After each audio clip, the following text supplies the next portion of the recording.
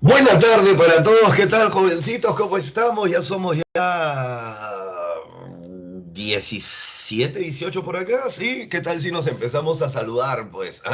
¿Qué tal si nuestro amigo Farro, Guamán, Belita, Ascar Rodríguez, Ebusques, Achukis, Papa, Arellano, Asensio y toda la gente que está por aquí? A ver si ya empezamos, pues, a darnos las buenas tardes, ¿no? Todavía tenemos un minuto para darnos las buenas tardes e inmediatamente empezar con nuestra sesión del día de hoy. ¿Les parece, jóvenes? Muy bien, entonces vamos a saludarnos, ¿cierto? Vamos a saludarnos, que aquí nadie se ha visto desde temprano, ¿eh? Y no nos vemos desde hace una semana, entonces ya prácticamente pues debemos irnos, yo imagino, extrañando ya, ¿no? Extrañando a la loca. Listo. Muy bien, pues señores. Entonces, muy buena tarde y son ya entonces las 3 en punto de la tarde. Y vamos pues a arrancar con nuestro encuentro. Imaginen. Hola, Alexandrita.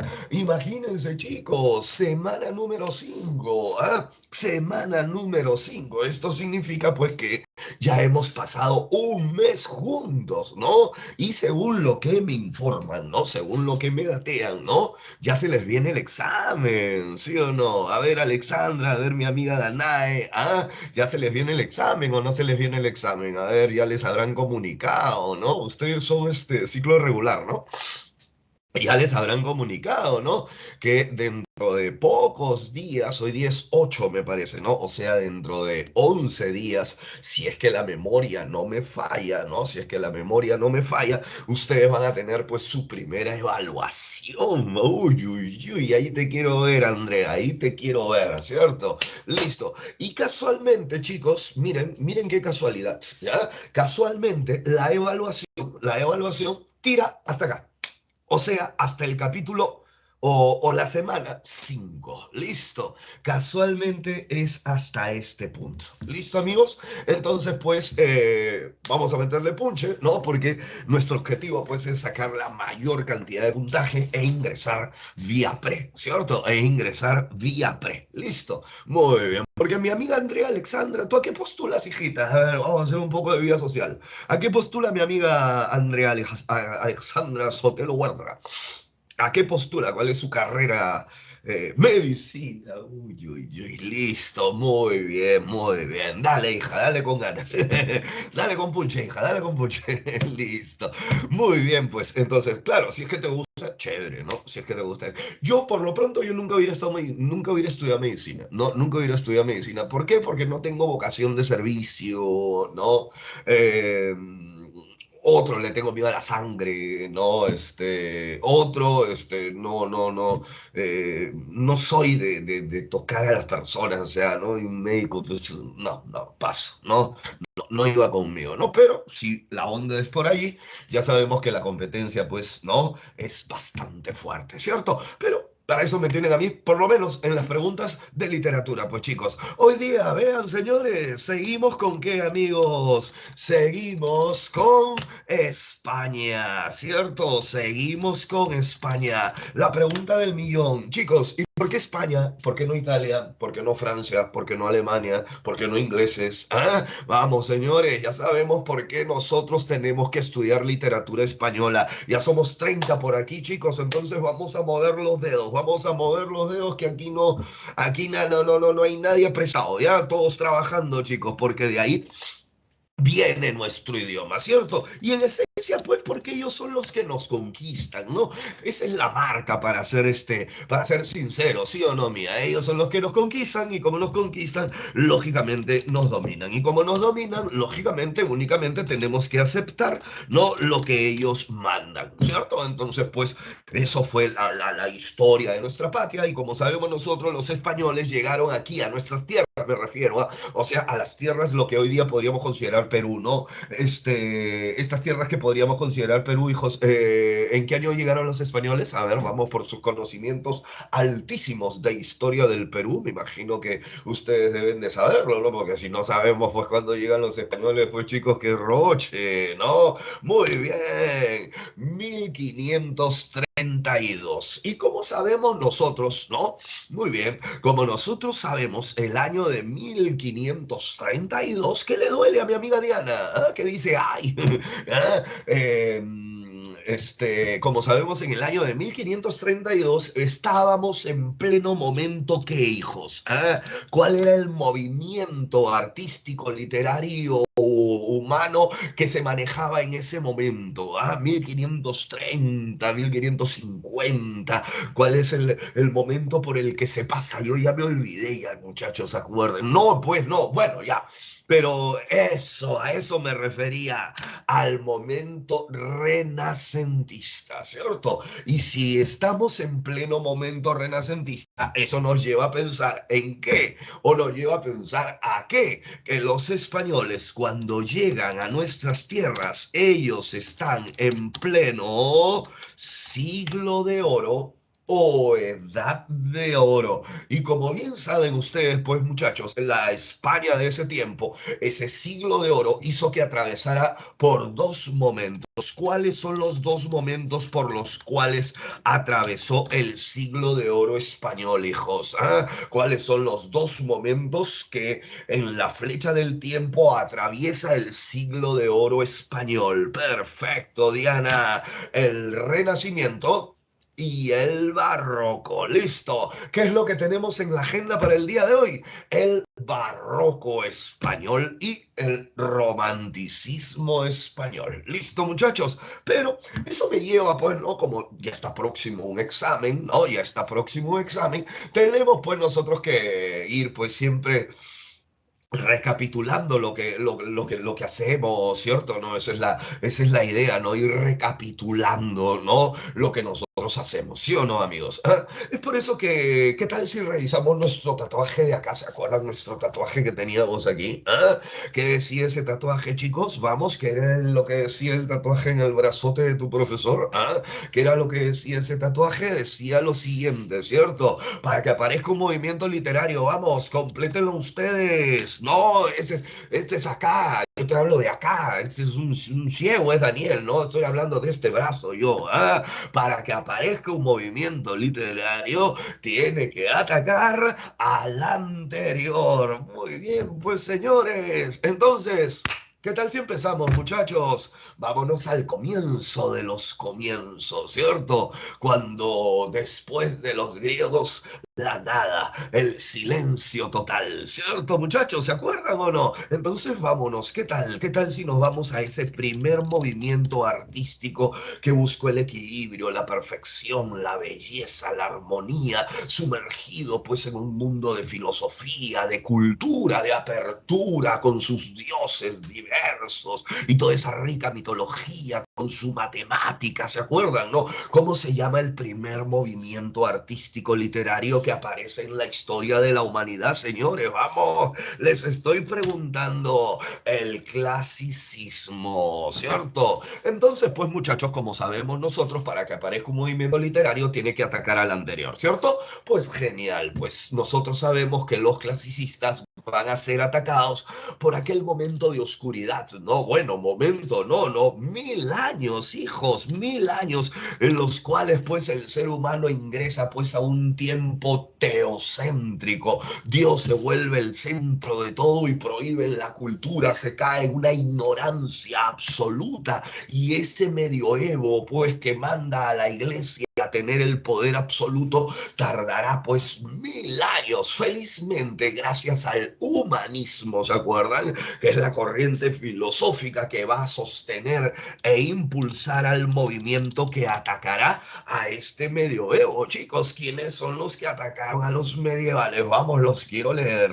¿Quiénes son los que atacan a los medievales? Los renacentistas, el renacimiento. Y esto hace, pues amigos, esto hace, ¿no? Que estos renacentistas nuevamente renazcan a la cultura, al greco latino, a la búsqueda de la perfección, la armonía, el equilibrio, la belleza, ¿cierto? Pues bien, pero luego ya hay un momento de crisis, pues van a aparecer este grupo de autores, de pintores, de músicos exagerados, recargados, que van a distorsionar, van a chocar reflejar las ideas, ¿no? Que atacarán a los renacentistas, pues amigos, ¿sí o no? Que atacarán a los renacentistas. Y estos se hicieron llamar los barrocos. Muy bien, vamos siguiendo la clase, ¿eh? Vamos siguiendo la clase.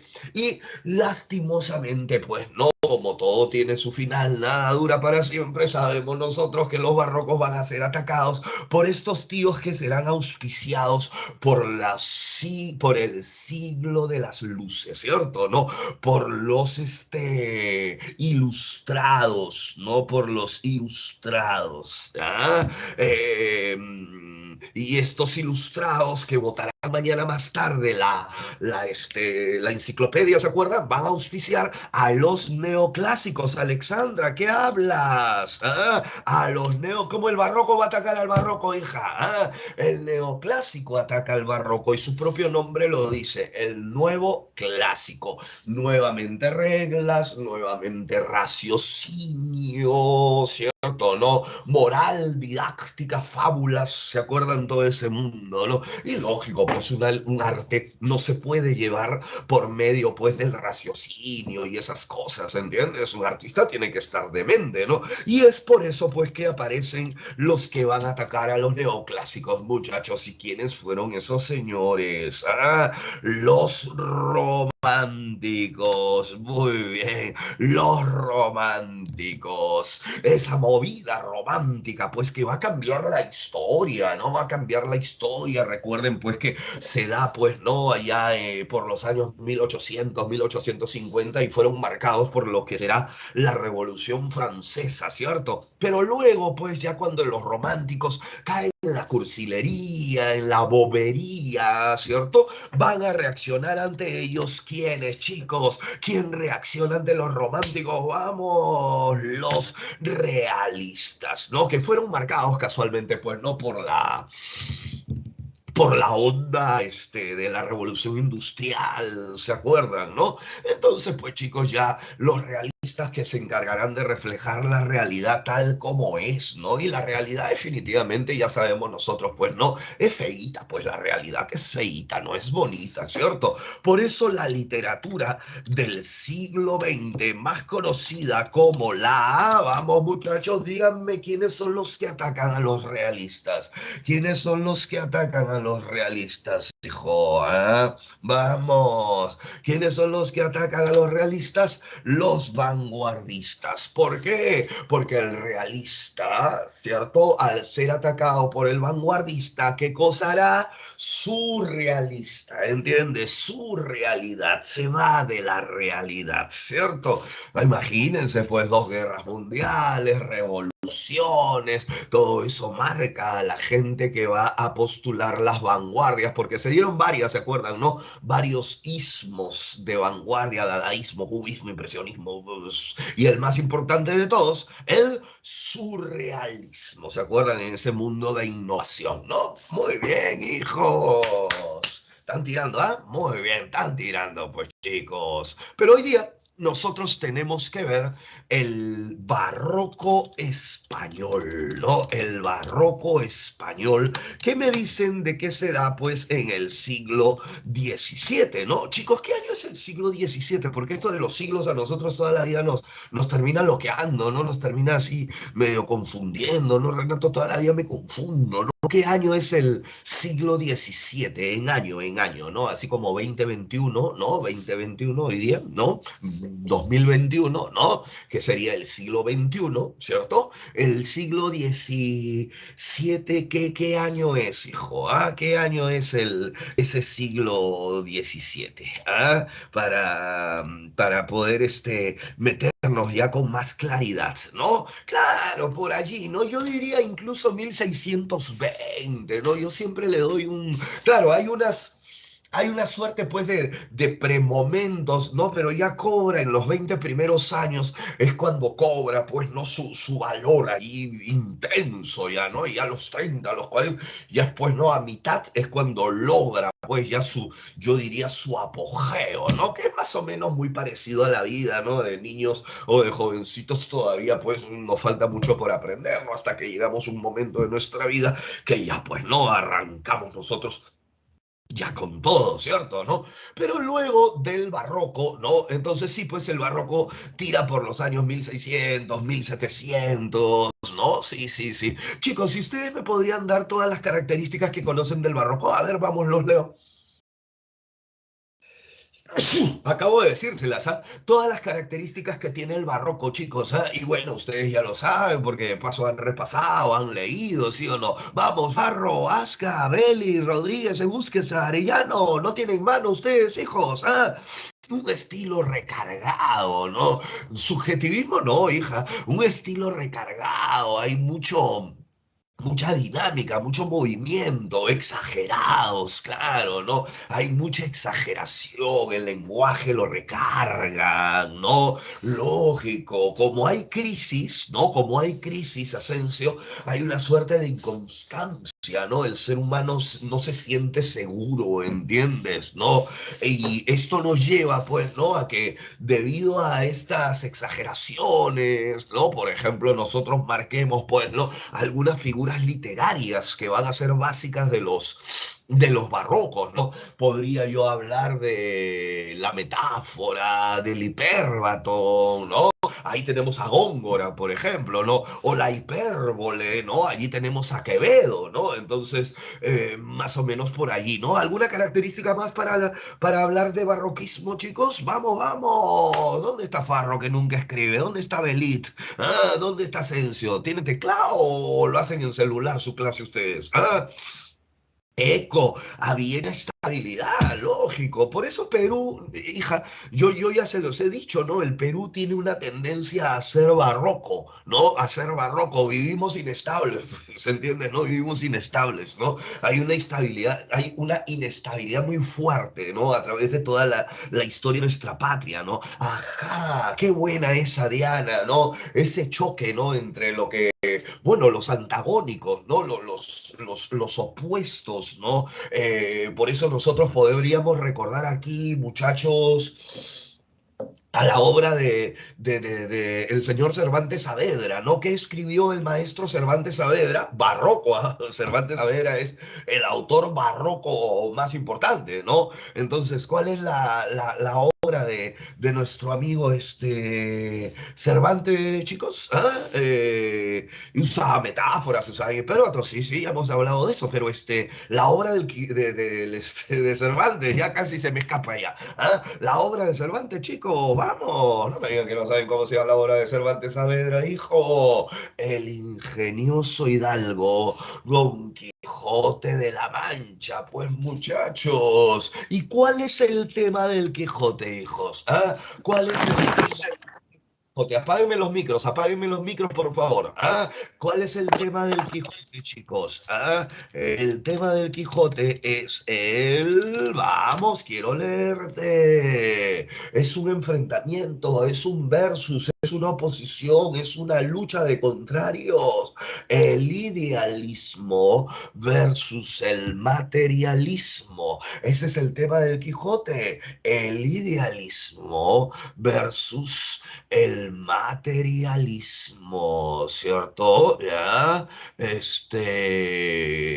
Y lo mismo sucede con la obra de Pedro Calderón de la Barca, ¿cierto? ¿No? La vida es sueño. ¿Cuál es el tema, muchachos, de la vida es sueño? Porque a ustedes les han dado su separata virtual el día lunes. Ya estamos a miércoles, entonces yo ya imagino que ya la releyeron, ya hicieron la práctica, ya, ¿sí o no? ¿Cuál es el tema? No, el tema de la vida de sueño es el enfrentamiento, el choque de opuestos, el versus entre la realidad versus la ficción, chicos. Ese es el libre albedrío también, ¿no? Pero el tema básico es ese, lo real versus los sueños, ¿entienden, no?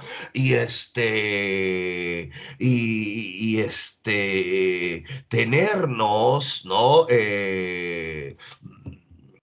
Esa es la idea, ¿no? Tenernos enfrentados, ¿no? El bonito, el feo, el rico, el pobre, vaya, ¿no? La lucha de contrario, la lucha de opuestos. Listo. hijos. Muy bien, pues, sí saben, ¿ah? Pero miren, hoy día también nosotros tenemos la movida romántica, ¿no? La movida romántica, el romanticismo, ¿no, chicos? Siglo dice 19, ¿no? ¿Qué año es el siglo 19, muchachos? ¿Ah? ¿Qué año es el siglo 19? Más o menos por dónde se mete la onda romántica, muchachos. ¿Ah? Años del siglo XIX, mis estimados.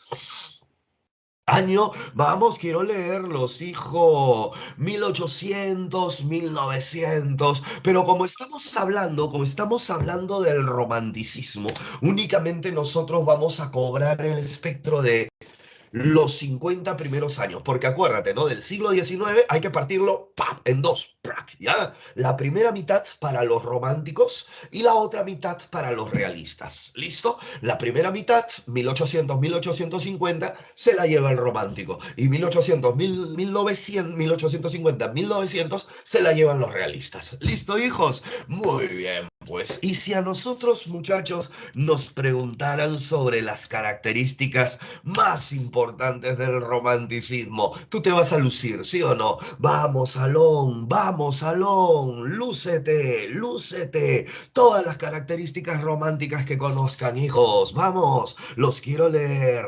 ¿Ah? Vamos, todas las características románticas. Ah, dale. Culto al yo, claro. Culto. El romántico es yoísta. Yo primero, yo segundo, yo me mato, ¿no? Esas ganas de libertad. Acuérdate que el romántico, pues, ¿no? Como se enfrenta al neoclásico, ¿no? El neoclásico está lleno de reglas, lleno de normas. El romántico reacciona ante eso y lo que busca es la libertad, ¿no? Ese espíritu individualista dentro de su yo, pues, ¿no? Y claro, su subjetividad, ¿no? El sentimiento supera a su razón, pues eso es definitivo, ¿no? Y los sentimientos, pues, lo hacen volar, estrellarse contra el techo ya prácticamente, ¿no? Ah, pero los románticos también, pues, no tienen una onda histórica, ¿se acuerdan? ¿No? Tienen una onda histórica, ¿no? Porque viven en el ayer, ¿se acuerdan? ¿No? Claro, de allí viene pues el interés por el pasado, ¿no? El interés por el pasado. Y todos lo sublimizan, claro, ¿no? Es que ellos viven ensoñados, alucinados, ¿no? Y eso pues nos lleva a que hay tres tipos de romanticismo, ¿no, chicos? Hay tres tipos de romanticismo, ¿no? Yo ya me olvidé ya. ¿Cuáles eran los tres tipos de romanticismo que hablamos que hemos estado hablando las semanas anteriores, hijos? El social, el histórico, falta uno, ¿no? Falta uno, social, histórico, Dariana, nos faltaría uno. ¿Ah? Han mandado dos nada más. ¿Cuál sería el otro romanticismo que faltaría, chicos? ¿Ah? El sentimental. Muy bien. Porque un romántico social es el que lucha pues por la libertad, por la justicia, es capaz de dar su vida por sus ideales, por sus sueños, ¿no? Mientras que el romántico histórico es el pasadista, el que vive en el ayer, evocando todo tiempo pasado fue mejor, ¿se acuerdan esa onda, no? La hora del lonchecito, ¿no? Para salir, ay, ¿no? Y el romántico, bueno, el que conocemos nosotros, pues, ¿no? El sentimental, ¿no? El bobo, el subjetivo, ¿no? El que, ay, mi corazón, te regalo mi corazón, vaya, ¿no? Listo, muy bien. Pues entonces, esos son los tres tipos de romanticismo. Chicos, una preguntita. ¿El terror estaría dentro de lo romántico? ¿Mm? ¿El terror estaría dentro de lo romántico, hijos? Ah, sí, ¿no? Claro, claro que sí, ¿no? ¿Por qué? Porque los románticos, no se olviden, tienen mucho de misteriosos, ¿no? De raros, de extraños. Por ejemplo, uno de los padres del terror, pues chico, fue un romántico, pues. Ah, no me digan que no se acuerdan quién fue. Ah, americano era él, de Estados Unidos, hijos. Ah, claro, pues. Edgar Allan Poe, el del gato negro, hija. ¿Qué más historia tan romántica como esa, ¿entiendes? ¿No? Es una visión pues idealizada de un loco, de un demente, ¿no? Alcoholizado, dicho sea de paso también, ¿no? Muy bien, pues hijos, entonces, ¡puf! Que hablar, ustedes están que tiran como cancha, ¿eh? ¿Por qué les hablo esto del terror? Porque muchas veces, pues, no, la gente dice, no, pues, pero Renato, terror con romántico, claro, tiene mucho que ver, hijos, ¿ya? Tiene mucho que ver. Entonces, pues, chicos, miren la agenda para el día de hoy. Siglo XVII, el barroco español. Siglo XIX, el romanticismo español. Y amigos, listo. Oye, chicos, chicos, chicos, chicos, una cosita. Eh, Hay un micro prendido, por favor, lo apagamos. Ha sido de casualidad, ¿no? Lo lógico, ¿no? Es alguien de casualidad se le ha ido el micrófono. Pónganlos apagados porque si no se escuchan ruidos extraños. ¿Ya, amiguitos? Ya, listo. Vamos, chicos, chicos, chicos. Muchachos, se han comido un. Miren, miren, miren, miren, miren. Del barroco saltan al romanticismo. Se ha comido. ¿Qué se han comido, hijo ahí? ¿Ah? Se han comido como 80 años, se han comido allí. ¿Ah? ¿Qué es lo que se han comido, muchachos? Vamos, ustedes ya saben, ¿ah? Inmediatamente se darían cuenta, claro, porque en España también hubo neoclasicismo para su información y allí es donde va a aparecer el más importante neoclásico de España, muchachos. ¿Ah? Buena pregunta, Marcelita, muy buena pregunta. ¿Por qué no lo estudiamos, Renato? Porque San Marcos ya no lo pide para el examen, hija. Entonces, tranquila, tranquila, pero tú sí tienes que saber, o sea, las características sí tenemos que conocerlas, ¿entiendes? ¿No? O sea, pero ya no, por ejemplo, al más importante neoclásico español. Chicos, si alguien recuerda quién era el más importante neoclásico español.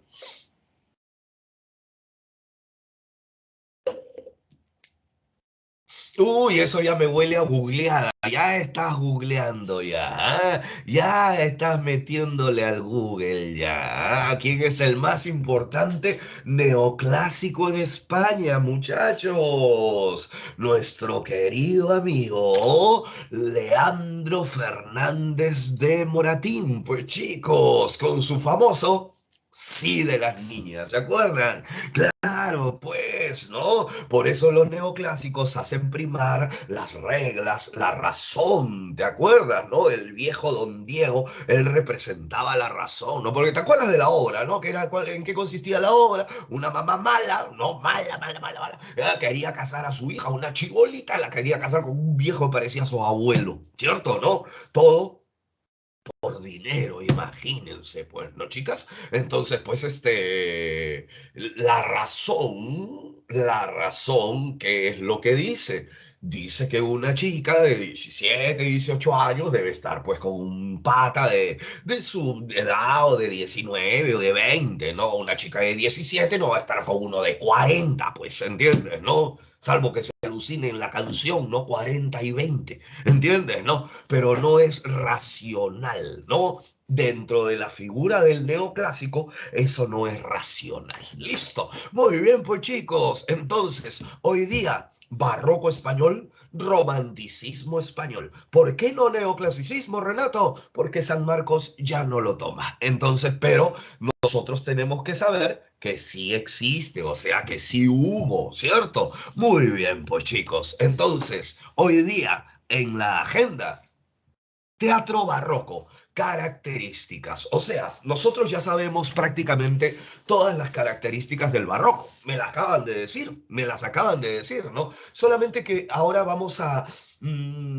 introducirnos un poquito más a lo que viene a ser el teatro. ¿Ya? A lo que viene a ser el teatro del barroco. Listo. Y allí veremos pues al maestro de maestros, Pedro Calderón de la Barca. Y su famosa La vida es sueño, que me imagino pues de hecho la has revisado en el colegio en algún momento de tu vida, ¿cierto? Y luego tocaremos el romanticismo español y sus características. Bueno, yo creo que ya no tendríamos que tocar nada porque tú me las acabas de decir, pero ¡puf! Toditas y más me has dicho, ¿no? Pero del romanticismo español nosotros vamos a tocar la obra del maestro Gustavo Adolfo Bécquer. Su libro, uno rimas y otro, leyendas. No te vayas a confundir, ¿ah? Porque toda la vida, ¿no? Claro, pues, Alexandrita, el neoclásico fue impulsado por el siglo de las luces. Y el siglo de las luces, ¿quiénes fueron? La ilustración. Y los ilustrados son los que casualmente publican mañana más tarde la famosa enciclopedia Diderot, D'Alembert, Rousseau, Montesquieu, toda esa mancha, ¿no? Son los que impulsan la onda neoclásica, ¿ya? Listo, de eso hablamos, claro, de eso hablamos, ¿ya? Muy bien, entonces, chicos, no se vayan a confundir porque de repente en el cole a ustedes le mandaron a comprarse ese libro de Becker, ¿no? Ese libro de Becker, rimas y leyendas. Entonces ustedes alucinan, ¿no? Ustedes alucinan que el libro, ya, se llama Rimas y Leyendas. Y eso está mal, ¿ya? Eso está mal. Porque un libro es rimas, ¿ya? Y otro libro es leyendas. Es más, tienen géneros diferentes. Rimas pertenece al género lírico y leyendas pertenece al género épico, o sea, son dos libros completos, y es más, los temas son completamente antagónicos, ¿ya? Entonces no se vayan, de repente tú cuando compraste el libro pues decía rimas y leyendas, ¿no? Entonces tú alucinas que es un solo libro. No, no, no, no. Dos libros, uno rimas, otro leyendas. ¿Listo, señores? Ahora sí, nos metemos entonces a lo que viene a ser, pues, este siglo de oro. Como ya me lo acaban de decir ustedes, muchachos, vean allí nuestra línea de tiempo. El siglo de oro español atraviesa dos momentos. ¿Listo? El Renacimiento en el siglo XVI y el Barroco en el siglo XVII. Vean allí, vean el cuadro, hijos, vean la línea de tiempo en la PPT, ¿no? Nosotros, como sabemos, en el Renacimiento, o sea, en este siglo de oro de España, ¿no? En este inicio del siglo de oro español, ¿no? Los españoles van a dar, pues, su gran aporte a la literatura en ese momento renacentista, chicos. ¿Ah? En ese momento renacentista, los españoles dan su gran aporte a la literatura. Vamos, ¿quién me lo dice, hijos? ¿Cuál es el aporte que dieron los españoles a la literatura en la época del Renacimiento? Vamos, chicos, que somos como 40 por aquí. ¿Ah? Díganme ustedes, ¿cuál es el aporte que hicieron los españoles a la literatura en la época del Renacimiento? ¿Qué hicieron que nadie había hecho? ¿Qué es lo que innovan? ¿Qué es lo que presentan a la literatura? Ah, picar. ¿Qué pasa, Andrés? ¿Quiere picar la cebolla, nuestro amigo? Ah, la novela picaresca, la creación de ese nuevo estilo y ese nuevo personaje que es el pícaro o antihéroe. Ya, chicos, y esta novela picaresca, pues, ¿no? Que será, pues, definitivamente el Lazarillo, bueno, la vida de Lazarillo de Tormes y de sus fortunas y adversidades. Obra publicada, ¿en qué año, muchachos? Ya me olvidé, ya, a ver, revisen sus anotaciones, ¿ah? Porque ustedes anotan, ¿cierto? Ustedes anotan, muy bien, Diana, 1554, ¿cierto? 1554. ¡Hala, qué loco! Oye, ¿cuándo llegaron los españoles aquí a estas tierras de Perú, hijos? ¿Ah? ¿Cuándo llegaron los españoles a estas tierras de Perú? A ver, ¿qué me...? Ah, 1532. Ah, entonces, será pues... a su madre. 22 años, ¿no? 22 años después que se cree la novela picaresca, pleno renacimiento, llegada de los españoles, porque en el renacimiento también hubo tipos muy interesantes, ¿ah? Garcilaso de la Vega, la escuela italiana, Fray Luis de León, la escuela salmantina, ¿ya, muchachos? Pero luego entramos al barroco. Y el barroco, como ustedes ya me lo han dicho, ¿no? Es el que se enmarca dentro de ese estilo recargado, ¿no? Abultado, distorsionado. Y eso nos da pues el sentido de inestabilidad al momento de que España está entrando pues a una suerte de crisis. ¿No? Renato, pero están en pleno siglo de oro, claro, pues en pleno siglo de oro, pero primero viene pues el apogeo así y luego ya empieza a caer las cosas, ¿entiendes? ¿No? Y cuando empiezan a caer las cosas, pues eso genera inestabilidad, ¿no? Y eso genera también los contrastes, los enfrentamientos, el bueno, el malo, el bonito, el feo, el rico, el pobre, ¿entienden? ¿No? Y nos lleva pues a ver muchas veces la vida como una representación. Es por eso que en ese tiempo se empiezan a utilizar mucho las alegorías, hijo. Muchachos, ¿qué cosa es una alegoría? ¿Ah? Eso nosotros lo vimos, por ejemplo, en Dante Alighieri, en la Divina Comedia, ¿no? Es una obra que es alegórica, ¿no? Pero, por ejemplo, la gente del barroco también va a utilizar alegorías. ¿Qué cosas son las alegorías, mis amigos? ¿Ah? ¿Qué cosas son las alegorías, muchachos? ¿Ah? Las alegorías son una suerte de ¿qué, hijos? De símbolos. Listo, ¿no? Es como una eco, como una metáfora, ¿cierto? ¿No? Una suerte de símbolo, de código, ¿no? ¿Por qué? Porque al no haber estabilidad, no tengo cómo decirlo de manera concreta, ¿no? Y eso me genera, ¿qué cosa? Ambigüedad, realidad, ficción, ¿no? Materialismo, idealismo, ¿no? Y muy importante, lo que viene a ser la presencia del tema de la mitología, ¿no? ¿Por qué? Porque como saben ustedes, el barroco es un exagerado, ¿no? Y es una suerte de exagerado, pues, con la cultura, ¿no?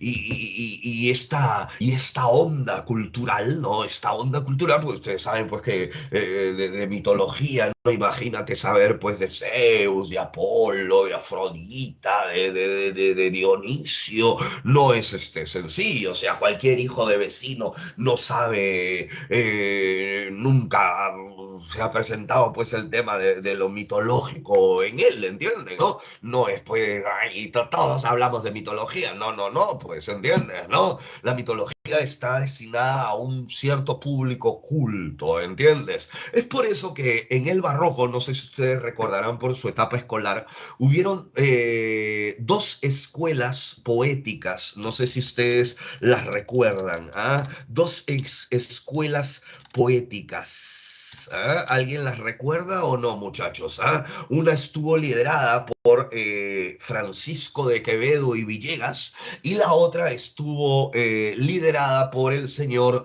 Luis de Góngora y Argote, muchachos. ¿Ah? Nada. No, hija, la sevillana está en el Renacimiento, nosotros ya estamos en el barroco ya, el conceptismo y el culteranismo. Muy bien, Natalie Zoe, ¿ya? Muy bien, el conceptismo liderado por Quevedo y el culteranismo liderado por Góngora, pues chicos, no se olviden que Góngora, pues no, casualmente le pone culteranismo, pues ya tira cuenta, ¿no? Imagínense, ¿no? Culterar a su madre. No lo entendía nadie porque estaba lleno de temas mitológicos, de hipérbatos, de metáforas, ¿no? Todo de lo que ustedes están hablando, ¿no? Ya luego pues entramos a una onda neoclásica, ¿no? Fernández de Moratín, El sí de las niñas, ¿no? Y ya luego entramos a la onda romántica. Nos ponemos románticos, pues muchachos, aunque ya sabemos que ser romántico no es ser un cursi, ¿cierto? No, eso no es ser romántico, ¿no? Listo. Y es allí, pues, hijos, donde aparece nuestro querido amigo Gustavo Adolfo. Vamos, escríbelo tú. Vamos, hijo. ¿Ah? Dímelo tú, Gustavo Adolfo. ¿Ah? Francisco de Quevedo, Dariana. Gustavo Adolfo. No, Domínguez Domínguez Bastidas, ¿ya? Fueron los verdaderos apellidos de Gustavo Adolfo Bécquer. Gustavo Adolfo Domínguez Bastidas, solamente que de poserazo, ¿ya? Coge el apellido de una abuela paterna, si es que la memoria no me falla, y se pone Bécquer, ¿ya? Por eso uno cuando lee Bécquer, y por ahí lo he puesto, ¿no? El sufrido, sí, pues definitivamente era un sufridazo, pues mía, ¿no? Un llorón era, ¿no? Ese tío mataba a un diabético, ¿no? Mataba a un diabético, o sea, dulce al extremo, ¿no? Entonces Gustavo Adolfo Domínguez Bastidas nos va a dar, pues, nos va a dar a nosotros, ¿no? Una apertura, ¿no?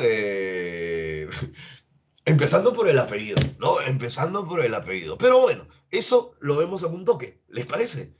Porque ahora vamos a meternos a hablar del barroco español. Pero Renato, ya sabemos lo del barroco, sí, pero no del teatro. Entonces, veamos el teatro barroco, que arranca ofreciéndonos algo alucinante. ¿Y quién es el que lo ofreció? El gran Lope, Félix Lope de Vega y Carpio, el monstruo de los ingenios, el monstruo, el tío Lope de Vega. ¿Saben lo que hace Lope de Vega, chicos? Une la tragedia y la comedia. Y cuando une la tragedia y la comedia, ¿qué es lo que sale, amigos? ¿Ah? Cuando une la tragedia y la comedia, ¿qué es lo que sale? ¿Ah? ¿Qué es lo que sale? ¿Qué es la gran creación de Lope de Vega, hijo? No, no, no, no, no, no, no. La tragicomedia sí existía, ya esa la vimos con la Celestina, por ejemplo, ¿no? Pero no, no, no, no, dramático no, porque dramático es el género, dramático es el género. ¿Ah? No confundan, ¿ah? Cuando yo uno tragedia y comedia, ¿saben lo que sale, hijos? Drama, tragedia más comedia igual drama, creación de Lope de Vega, por esos años casualmente. ¿Y cómo lo hizo Renato? Metió un personaje gracioso. ¿Ah? ¿A un payaso? No, no, un payaso era otra cosa. ¿Un clown? Tampoco. ¿Un graciosito? No. ¿Un bufón? No.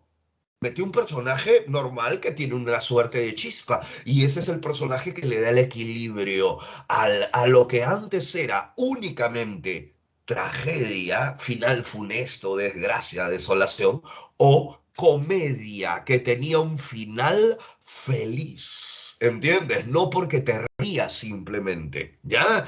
Por ende, cuando yo sumo tragedia y comedia, sale drama. Listo. Utilizan un verso, el verso octasílabo. Chicos, ¿se acuerdan lo que era un verso, no? Un verso era una rayita, ¿no? El verso era una rayita de un poema, ¿ya? Esa rayita en las obras de teatro van a ser octasílabas. Eso significa que van a medir 8 sílabas métricas, ¿ya? La gran mayoría mide 8 sílabas métricas y ese va a ser el octasílabo que se va a usar. ¿Listo, amigos? Muy bien. Es por eso que todas las obras, o la gran mayoría de obras del siglo de oro español de teatro, están escritas en octasílabo. ¿Ya? Están escritas en octasílabo. Tocan mucho la temática de España, ¿ya? Bueno, en realidad España es así, ¿ya? España tiene la onda, ¿no? De siempre ser un poco nacionalista, ¿no? Siempre tiene la marca de esa, ¿no? De mi país, ¿no? Siempre tienen esa marca, ¿no? Entonces, en sus historias también van a utilizar una temática española. Listo. El alcalde de Zalamea, Fuente Ovejuna, el mejor alcalde, el rey, ¿entienden? ¿No? Entonces, ahí tenemos la onda de la tradición española, ¿no? Y bueno, los teatros no existían como el día de hoy nosotros conocemos a los teatros, ¿no? El teatro no existía como conocemos nosotros a los teatros, ¿no? A ver, levante la mano, ya somos ya como más de 40 por aquí. Levante la mano, ¿quién ha ido al teatro alguna vez en su vida? ¿Ah? ¿Quién ha ido al teatro? Porque si no han ido al teatro, imaginen, pues muchachos, ¿cómo vas a tener casi 20 años si no has ido al teatro en tu vida? ¿Ah? Vamos, mi amiga mía sí fue al teatro, mi amiga Nicole también fue al teatro. ¿Nadie más fue al teatro? ¿Ah? ¿Nadie más ha ido al teatro? Ah, Sotelo también fue. El Farro también, listo. Entonces, muchachos, cuando ustedes han ido al teatro, usted sabe que, bueno, pagas tu entrada y depende de tu entrada, por ahí entras, ¿no? Hay diferentes canales porque te mandan a diferentes zonas, ¿no? Muy parecido al cine, ¿no? Muy parecido al cine. Pero los teatros en ese tiempo, hablo de los años 1600, ¿no? O sea, en pleno barroco, no existían como los conocemos el día de hoy nosotros, ¿ya? No existían. Entonces, ¿qué hacían los actores? ¿Qué hacían los directores? ¿No? Contrataban unas casonas, ¿no? Lo que sería el equivalente, ¿saben a qué, chicos? A una quinta. A ver, ¿quién es de Jesús María aquí, o de Breña, o de Lince, ¿no?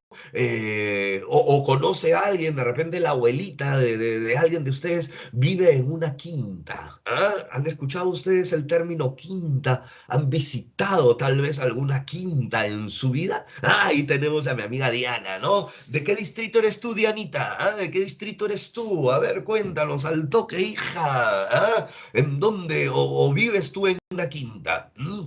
Porque yo cuando me casé, ya hace 20 años atrás, ¿ya? Cuando me casé yo me fui pues a vivir, ¿no? Con mi esposa, ¿no? A una quinta Jesús María, ¿ya? Nos alquilamos un departamentito bien bonito, era chiquitito, tenía una salita, en la salita, dentro de la sala estaba el comedor, ¿no? Y dentro del comedor estaba la cocina, y dentro de la cocina estaba el baño, o sea, era pues loquísimo, ¿ya? Y era una quinta, ¿ya? Ah, ya, en la Victoria, sí, en la Victoria todavía quedan quintas, en la Victoria todavía quedan quintas, ¿no? La cosa que una quinta, los que la conocen, ¿no? Si no, más o menos guiémonos por la fotito que estamos viendo en el PPT, ¿ya? Cuando uno entra a la quinta hay una reja, ¿no? Entonces se ponía un portero a cobrar la entrada. Entonces el pueblo, pues, entraba en mancha, pues pagaba su moneda y entraba, ¿no? Y a los costados de las quintas siempre hay una suerte de segundos pisos en donde vienen los balcones, ¿ya? Y al fondo hay una suerte de altillo, ¿ya? Al fondo hay una fuerte de altillo. Entonces, pues, ese altillo lo utilizaban como escenario, la gente, pues, del pueblo, ¡bra!, se arremolinaba ahí al primero que entrara, ¿no?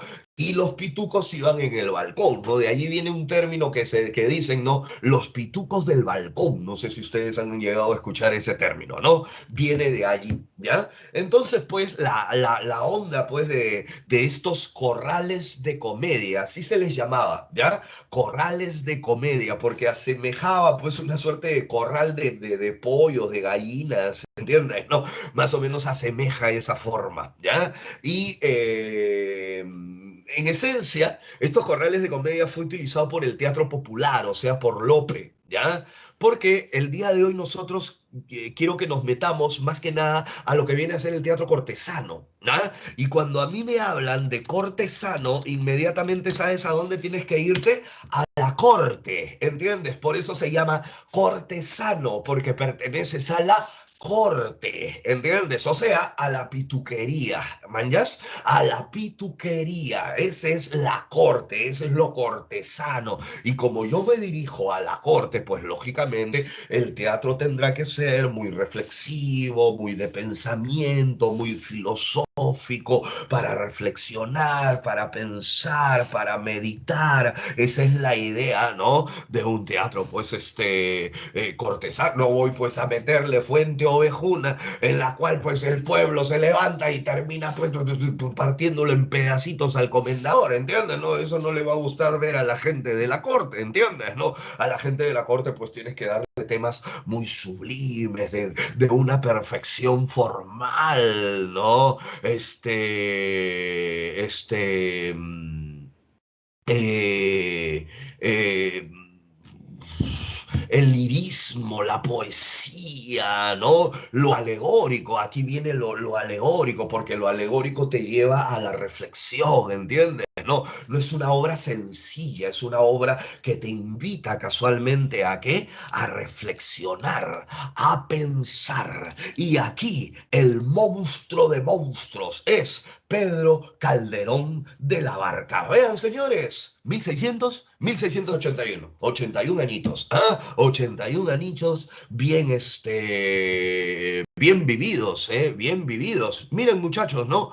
Pleno, pleno barroco, ¿no? Pleno barroco, o sea, él se puso a escribir, ¿no? Pucha madre, a los, ponte 20, 30, 40, que es más o menos, pues, ¿no? La edad fuerte de creación. Entonces, 1620, 1630, 1640, 1650, ya a su vejez empezó a alejarse, ¿no? Es por eso que Calderón de la Barca es considerado, pues, ¿no? El máximo representante del teatro barroco cortesano, porque no te olvides, Lope de Vega sería el más importante autor del teatro popular, ¿entiendes? Calderón no, Calderón siempre tuvo su público en la corte, ¿entienden? ¿No? O sea, los duques, los condes, los príncipes, los salas, ¿entiendes? No, o sea, el pueblo no, pues, el pueblo al corral, mételo al corral, ¿ya? Y dentro de sus obras, pues, ¿no? Con esta onda que tenemos nosotros de las alegorías, por ejemplo, destacan sus autosacramentales, ¿no? El autosacramental, Renato, ¿qué cosa era? ¿Ah? Una obra de teatro también, chicos, una obra de teatro, ¿ya? Pero que toca temas religiosos y filosóficos, ¿ya? El auto sacramental es una obra que toca temas religiosos y filosóficos. Allí tenemos el gran teatro del mundo, pero sin lugar a dudas, pues, ¿no? Su obra más importante será, pues, ¿no? La vida es sueño, una comedia, como vemos ahí. Renato, un toque, pero comedia. Pero yo he visto otra cosa, Renato, yo he visto que es un drama. Yo he visto que es un drama, Renato, en otro libro. En La Separata yo veo que es un drama, Renato. Ah, sí, claro, lógico. ¿Por qué? Porque no te olvides que en ese tiempo Lope acababa de crear el drama. Entonces el término drama va a tardar en usarse, ¿entiendes? ¿No? Va a tardar en usarse. En ese tiempo únicamente se usaba o tragedia o comedia, no hay más, ¿entiendes? Eso era lo único que se utilizaba, ¿ya? Pero el día de hoy, 2021, sin lugar a dudas, sin lugar a dudas, La vida es sueño de Pedro Calderón de la Barca del año 1635 pertenece al género dramático. Es un drama filosófico porque te invita a reflexionar sobre la vida, sobre la realidad, sobre la ficción, sobre el pecado original, sobre el libre albedrío y en 3 actos y escrito en octasílabo, con la rima consonante on, o sea, igual vocal igual consonante. Vemos cómo se nos plantea esa existencia humana entre la vida y la ficción, ¿no? Y este libre albedrío y cómo este rey Basilio, ¿no? Como este rey Basilio, ¿ya? Eh, sí, me parece que... No, todavía, Dariana, todavía, ¿ya? Los papeles femeninos eran hechos por hombres todavía. Recién va a ser en el neoclasicismo, en la onda romántica, cuando la presencia de la mujer se note, ¿ya? Este rey Basilio, pues muchachos, el rey de Polonia cree en los astros, alucina en la predestinación, en su horóscopo. ¿Cómo vas a creer en eso, pues? ¿Qué le ha dicho el horóscopo? ¿Ah? Que el hijo que va a tener es un tirano, ¿cierto? Y ese Segismundo lo ha mandado a encerrar, lo ha privado de lo más bello que tenemos, es nuestra libertad, ¿no? Pero la obra no comienza allí, ¿no? La obra comienza cuando Rosaura llega con Clarín, ¿no? Rosaura disfrazada de hombre porque viene a cobrar venganza contra Astolfo, el príncipe de Moscovia, que la ha deshonrado, por eso ha ingresado con engaños y justo se encuentra con Segismundo allí. Y lógico, el castigo era la muerte, como atrapan a Rosaura, pero era la hija de Clotaldo, el sirviente, el ayo del rey Basilio y de Segismundo. Por eso le dice, y si los astros se han equivocado, por eso lo drogan a nuestro amigo Segismundo, le hacen una fiesta alucinante, pobre Segismundo, toda su vida encerrado entre 4 paredes, no se sabe comportar, se embriaga, le falta el respeto a la dama estrella, un sirviente lo empuja de un balcón y el rey le dice a Clotaldo, ya ves, era un miserable, drógalo otra vez y regrésalo a su celda. Cuando despierta Segismundo cree que todo ha sido producto de un sueño, ¿no? Pero Esto hace de que Rosaura libere a Segismundo y se inicie unas luchas por el poder, unas guerras civiles que lo van a llevar, pues, ¿no? A que Segismundo venza a su padre, pero cuando lo vence el padre cree que lo va a matar, sin embargo, lo perdona, utilizando aquí el libre albedrío, que es poder escoger entre lo bueno y entre lo malo. Señores, romanticismo, ustedes lo saben. Angustia metafísica, valoración de lo histórico, idealismo, libertad creadora, culto al yo, exaltación del paisaje. Y es aquí donde aparece Becker con sus rimas melosas, ¿no? Con tus rimas melosas. Listo. Esas rimas llenas de poemas muy breves, muy sencillos, ¿no? Con el amor idealizado, ¿no? Con todo lo que trae ese amor enloquecido, que es poesía, dices, mientras clavas en mi pupila, tu pupila azul, que es poesía, y tú me lo preguntas, poesía. Eres tú. Maña, ¿no? Ese es el ritmo de rimas. En cambio, leyendas, chicos, leyendas es una obra más inclinada a lo misterioso, su nombre lo dice, a lo legendario, una suerte de romanticismo histórico que nuevamente toca los temas populares, pero trabaja ese tema de lo transgresor, de lo sobrenatural, de lo loco, ¿no? Por eso, pues, no, temas como la cruz del diablo, alucina ese título, no más Pérez, el organista, un órgano que sonaba solo, y en la Jorca de Oro nos plantea el tema de lo grotesco. ¿Qué cosa es lo grotesco? Lo grotesco es, pues, no, hijos, el rollo de unir la hermosura con lo diabólico, porque en toda mujer bella siempre habita un demonio. Acuérdense en la Jorca de Oro que le dice la chica al novio: métete a la iglesia a robarte la jorca de la Virgen. El hombre le dice: no, ¿cómo me pides? Entonces no me quieres, ¿no? Porque así son las mujeres hermosas, son unos demonios, hijos. Pero yo no tuve quien me lo dijera, pero yo, tu profe, a todos mis hijos, alumnos, hombres, les digo, en toda mujer bella siempre habita un demonio y está dispuesto a aniquilarte. No me digas que no se te dijo. Señores, las claves para el día de hoy son las que tenemos allí. Y a mí no me queda más que despedirme hasta el próximo día miércoles, señores. Antes que me echen, ya está a punto de entrar el nuevo profesor. Listo. Nos vemos, chicos, hasta el próximo día miércoles. Listo. Bye, bye.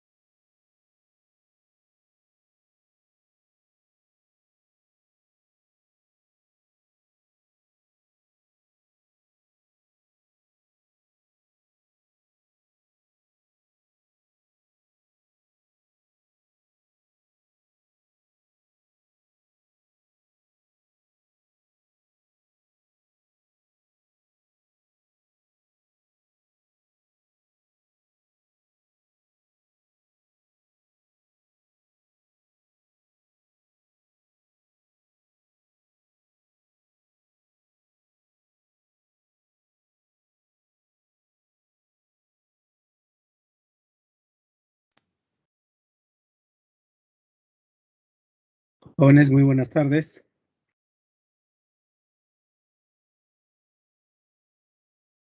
Por favor, quisiera que me confirmen si todo está bien. Buenas tardes, profesor. ¿Se escucha bien? ¿Se ve bien? Por favor, confirmen. Sí, sí se escucha. Sí, profesor. Perfecto, vamos a comenzar entonces. Antes de comenzar voy a compartir pantalla y a su vez voy a dejar de transmitir video, ¿ya? Para poder tener mayor velocidad.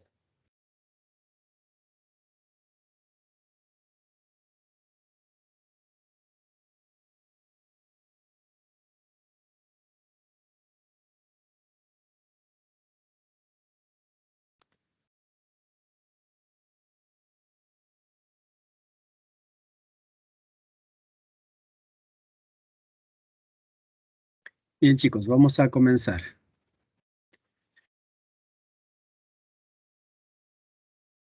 Tema que corresponde a esta semana, semana 5. Los sistemas de los números enteros y dentro de ello estudiaremos la divisibilidad. Comencemos entonces el contenido del curso que vamos a, o de esta semana. El contenido de la semana 5 que vamos a desarrollar será primero, veremos la división entera. Luego veremos la división exacta e inexacta. Luego revisaremos los principios y propiedades de la divisibilidad. Luego veremos los criterios de divisibilidad y finalmente veremos los restos potenciales.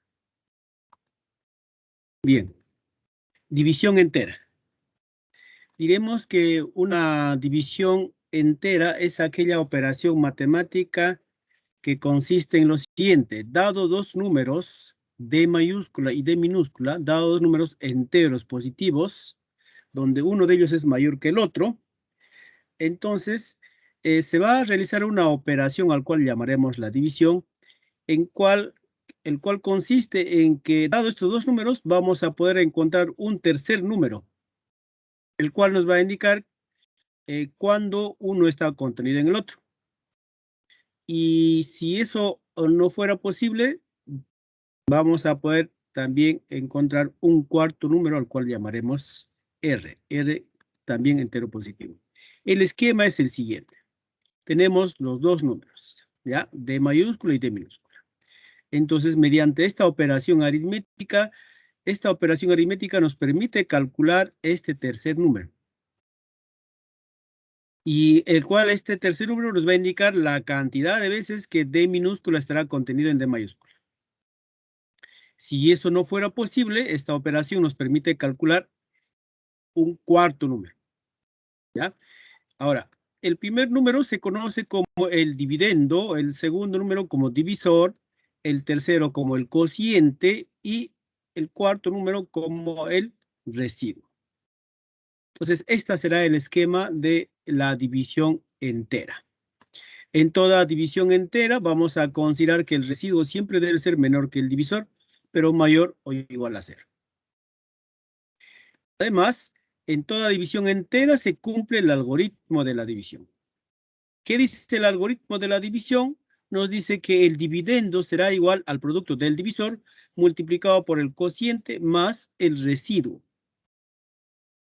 donde el residuo debe ser menor que el divisor, pero mayor o igual a 0. Dentro de la división entera tendremos dos tipos de división. División exacta y luego división inexacta. Diremos que una división es exacta cuando el residuo de esa división es 0. Es decir, si tenemos nuestro esquema de la división, dividendo, divisor, cociente, el residuo será 0. De tal manera que al aplicar el algoritmo de la división, se debe cumplir que el dividendo será igual al producto del divisor multiplicado por el cociente. Ello se cumple entonces en toda división exacta.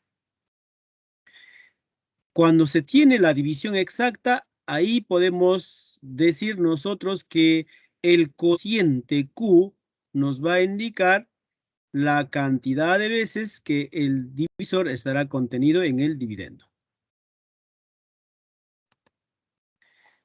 Ahora, división inexacta. Diremos que una división es inexacta cuando el residuo no es 0. vamos a tener dos tipos de división inexacta. División inexacta por defecto y división inexacta por exceso. Diremos que en una división inexacta por defecto van a participar los dos números iniciales, dividendo, divisor. Y por aquí también vamos a decir cociente residuo, con la diferencia que ahora diremos cociente por defecto, Q sub D, y residuo por defecto. Diríamos cociente por defecto y residuo por defecto.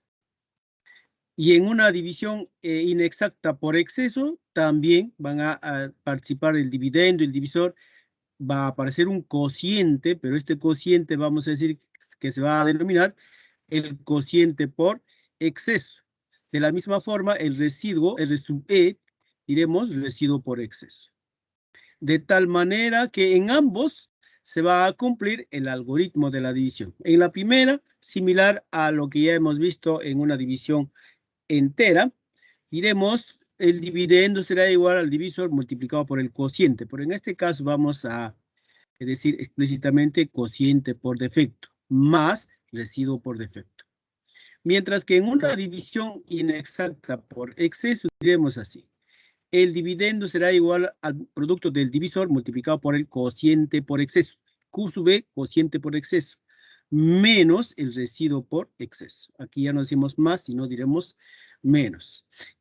Observando estos dos tipos de división, vamos a ver que se cumple lo siguiente. Primero hagamos un ejercicio numérico. Digamos, por ejemplo, tengo 37, quiero dividir entre 7. Entonces diremos de inmediato allá cociente 5, 35, residuo 2. ¿De acuerdo? Ahora hagamos la división, pero por exceso. Hagamos esta misma división, pero por exceso. Entonces tenemos aquí el cociente por defecto 5 y el residuo por defecto 2. Hagamos lo mismo ahora, la división 37 entre 7, pero ahora hagamos por exceso. ¿Qué significa que vamos a hacer por exceso? Significa que ahora que el cociente que vamos a tomar va a ser 1 más que el cociente por defecto. Aquí hemos usado 5, ahora aquí vamos a decir 6, ¿ya? De tal manera que al hacer el producto tendremos 42. Y al hacer la diferencia, esta no va a ser posible, ¿no? Pero nosotros podemos decir 42 entre 37. Entonces obtendremos como resultado 5. De estas dos tipos de divisiones se extrae algunas propiedades. Aquí estamos indicando el cociente por exceso y el residuo por exceso. Se cumple entonces lo siguiente. Primero, que la suma del residuo por defecto más el residuo por exceso siempre será igual al divisor. En nuestro ejemplo numérico podemos verificar ello. Residuo por defecto, 2. Residuo por exceso, 5. Si sumamos residuo por defecto más residuo por exceso, me va a dar el cociente, que en este caso es 7. Segunda propiedad. El cociente por exceso, ya lo dijimos, el cociente por exceso siempre será el cociente por defecto más 1. Tercero, el residuo máximo siempre será el divisor menos 1. Y por último, el residuo mínimo debe ser 1. Ojo, residuo mínimo 1. Si nosotros, por ejemplo, podemos decir, si el residuo va desde 0 hasta el divisor, ¿por qué el residuo no puede ser 0? Puesto que si es 0, estaríamos en una división exacta, ¿no? Entonces, como estamos aquí en una división inexacta, el residuo mínimo debe ser 1. Bien. Remarcamos estas propiedades porque estas vamos a considerar en el momento de resolver los ejercicios. Veamos ahora, pasamos a la siguiente diapositiva. Veamos ahora divisibilidad.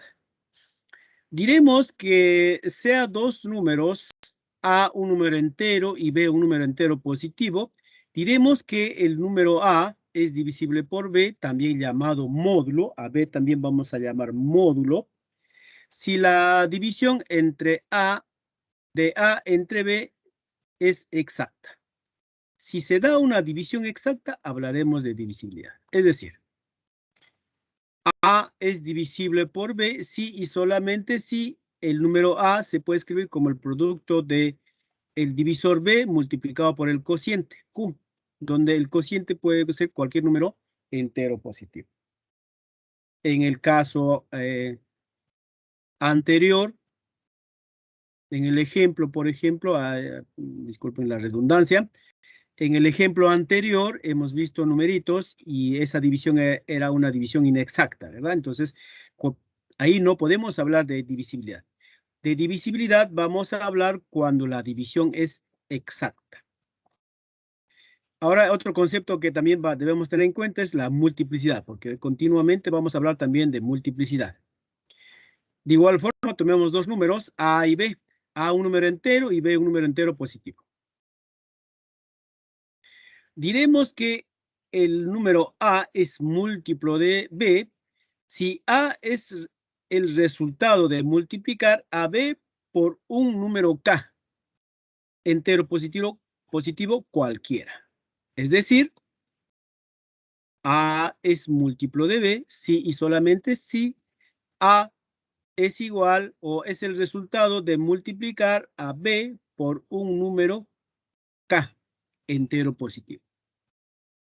Fíjense estos dos conceptos escritos ya de forma matemática, digamos, uno romano y dos romanos. Si nosotros hacemos la comparación de estos dos conceptos, podemos notar que hay una sola diferencia que se puede rescatar aquí o hacer notar. En la primera, por ejemplo, ¿no? En la primera estamos usando el cociente, puesto que hemos hecho la división. Lo voy a hacer aquí en brother, ahí está. Tenemos entonces el dividendo, que en este caso es el número A, el divisor, el número B. Entonces tenemos un cociente Q. Residuo 0, por ser por divisibilidad, ¿no? Porque en una divisibilidad es cuando la división es una división exacta. Ya está. Así entonces, usando el algoritmo de la división, diremos que el dividendo será igual al divisor, que es B multiplicado por el cociente Q, más 0, pero como el residuo 0 ya directamente. Entonces, aquí estamos considerando un número Q, que es un número entero positivo. Ahora, en el concepto de multiplicidad dice así, mira, el número A resulta o es igual a un número B multiplicado por algún número K, donde K debe ser entero positivo. Entonces, aquí está la diferencia.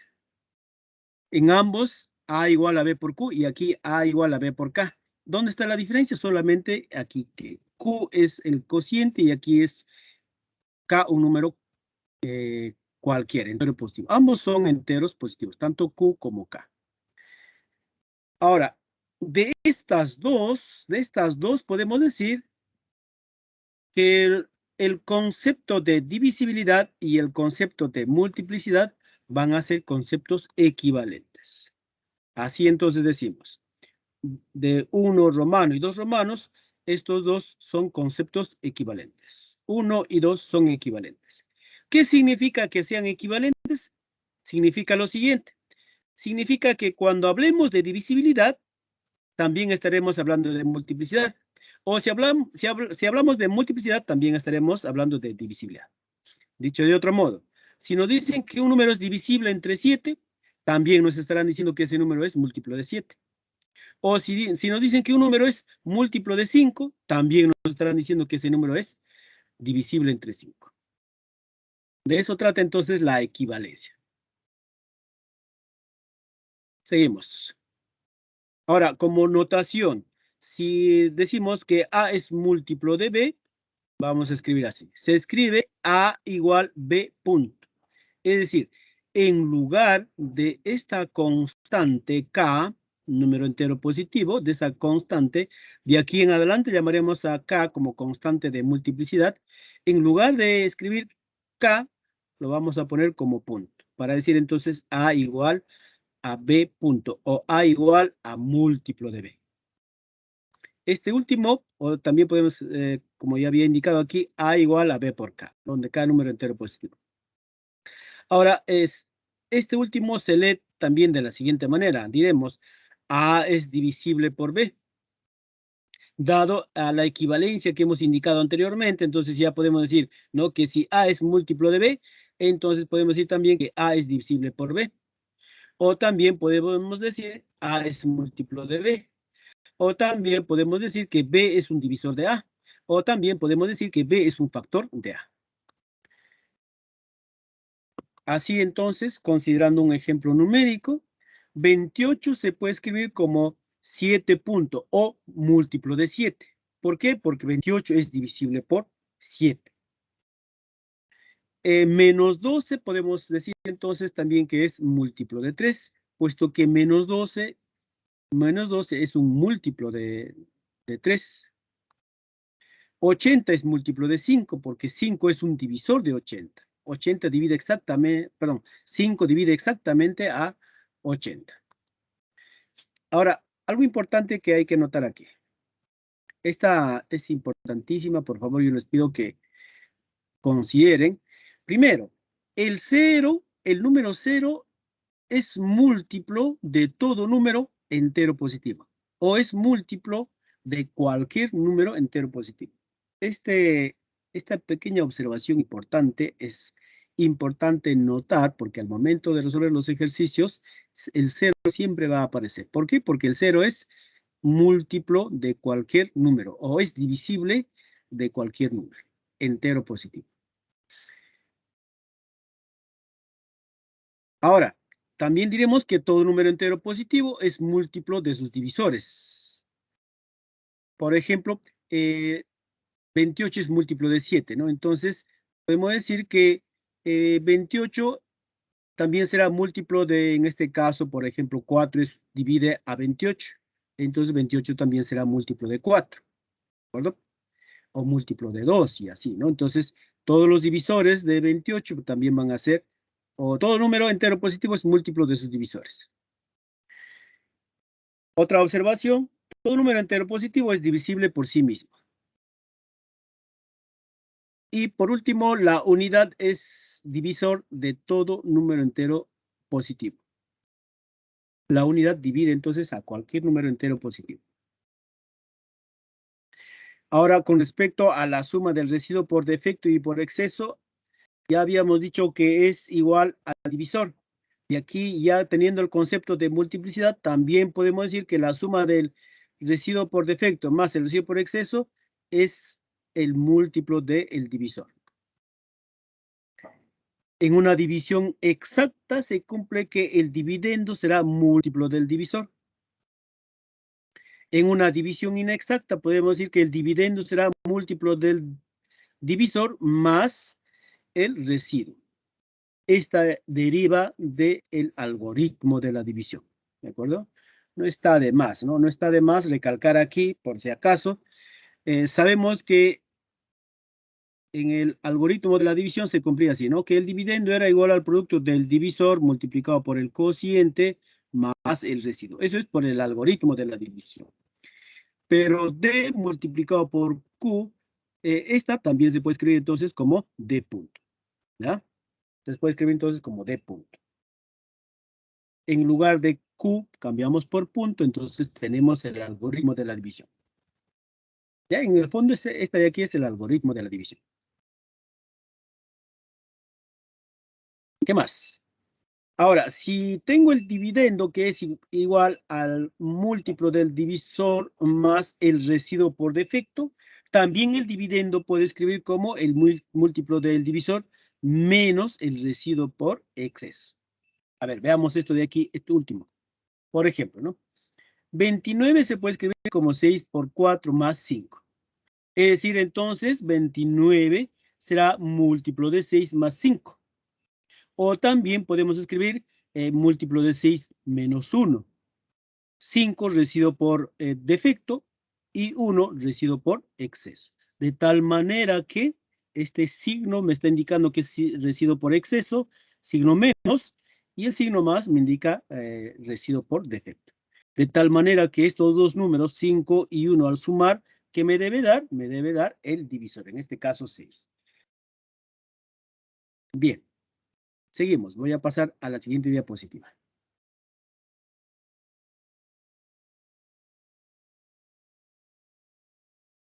Ahora veamos los principios operativos de la divisibilidad. Principio de la adición de múltiplos. Múltiplo, un número que es múltiplo de n más múltiplo de n, resultado va a ser múltiplo de n. Por ejemplo, múltiplo de 5 más múltiplo de 5, resultado será múltiplo de 5.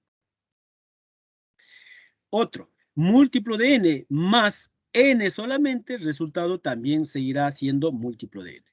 Numeritos, múltiplo de 7 más 7 seguirá siendo múltiplo de 7. Ahora, este principio de la adición no solamente es para dos sumandos, puede ser para k sumandos.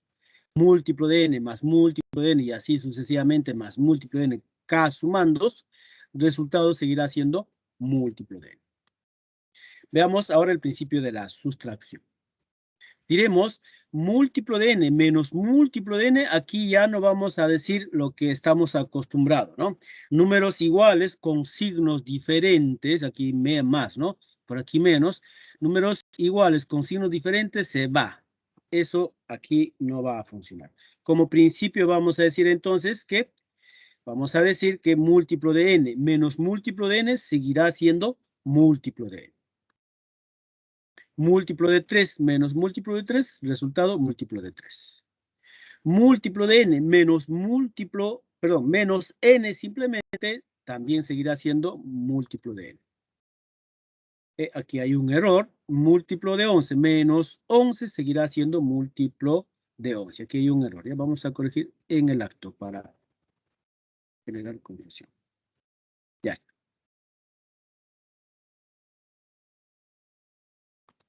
Habíamos indicado entonces, estábamos indicando los principios operativos de la sustracción. Entonces, tanto la adición como la sustracción están bien definidas en la multiplicidad o divisibilidad. Ahora, con respecto a la multiplicación de múltiplos y una constante. Múltiplo de n multiplicado por múltiplo de n, resultado seguirá siendo múltiplo de n. Múltiplo de 3 multiplicado por múltiplo de 3 seguirá siendo múltiplo de 3. Ahora, por aquí, múltiplo de n multiplicado por un número k cualquiera, resultado múltiplo de n. O también podemos escribir como múltiplo de k. O también podemos escribir como múltiplo de n por k. Veamos ello con un numerito. Si digo múltiplo de 3 por 5, diré el resultado será múltiplo de 3. O también puedo escribir como múltiplo de 5. O también puedo escribir como múltiplo de 15. Bien, ahora veamos la operación potencia de un múltiplo cualquiera. La potencia es consecuencia de la multiplicación. Aquí hemos multiplicado dos factores. Ahora en la potencia vamos a multiplicar más de dos factores. Entonces diríamos así. Digamos múltiplo de n por múltiplo de n por múltiplo de n k veces. Esto es múltiplo de n elevado a la k. Entonces, resultado también seguirá siendo múltiplo de n. Ahora, con respecto a la operación división. Con respecto a la operación división sí hay que tener mucho cuidado. ¿Por qué? Porque la operación división no está bien definida. Es decir, múltiplo de n dividido entre múltiplo de n, el resultado no se puede anticipar. Por lo tanto, entonces, al hacer la división con múltiplos hay que tener mucho cuidado, ¿ya? La división no está bien definida.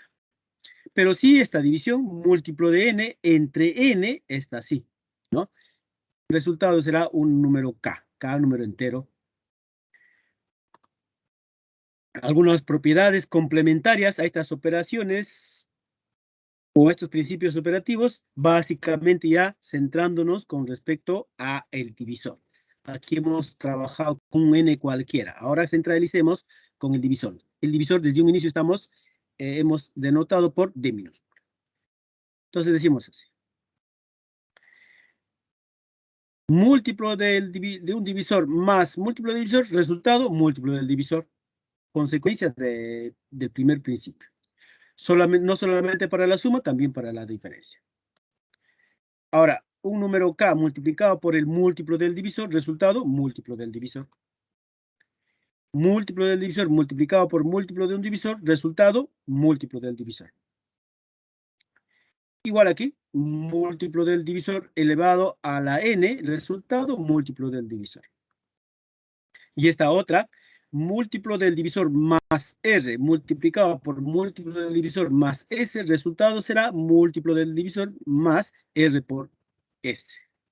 Es decir, y aquí entender que r y s van a ser los residuos de ciertas operaciones. ¿Ya? Entonces, ¿qué se hace? Solamente se multiplican los residuos. Y ahora si tengo múltiplo del divisor más un cierto residuo, todo ello multiplicado por una constante, esa constante solamente afecta al residuo R. En realidad, pues acá lo que se está haciendo es ya, se está haciendo la propiedad distributiva, ¿no? Vamos a hacer, se hace esta propiedad, ¿no? Así, se distribuye, ¿no? Entonces, ¿qué vamos a tener? Múltiplo del divisor por K, por la propiedad número 2, diríamos, esto es múltiplo del divisor, más R por K. ¿Ya? Eso es consecuencia nada más de las propiedades anteriores. Bien, seguimos.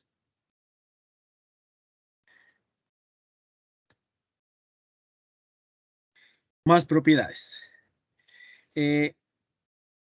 Divisibilidad aplicada al binomio de Newton.